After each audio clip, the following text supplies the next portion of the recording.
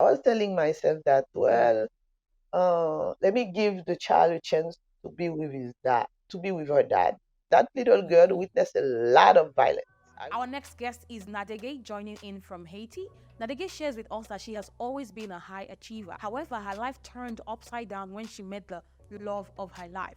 She ended up in a 10-year abusive relationship with a man that took everything in her for her to be able to leave.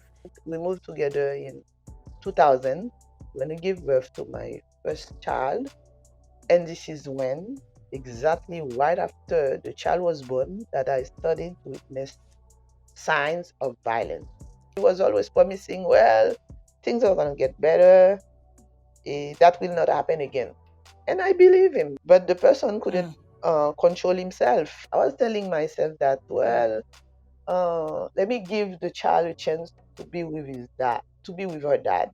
That little girl witnessed a lot of violence. I realized that when I went to her school, and the teacher showed me a picture she has drawn, and it was a picture of, she wrote something when she said that she witnessed her dad taking a chair and pulling and pushing it onto his, throwing it toward her mom. This is what a 6 years old girl, as no, seven, she was seven when she has written this. She wrote this into a paper at her school. Your career, you were excellent because at this moment, you've even become the president of a women's rights organization.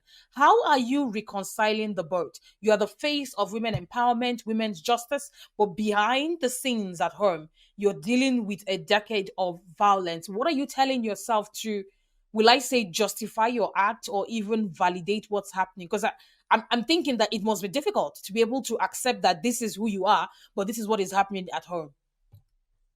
It's like there were two people. There was me, home, and it's like I separated the two personalities. It's like when I'm out of home, I'm another person, and I only I took conscious of the situation on the 10th year, when after I was beaten the last time, and somebody from the organization told me she was the only one who knew what was going on. And she told me, you know what? You are in a very, very difficult situation. I used to be so strong and I was getting weak without even knowing. It's like I was a ghost.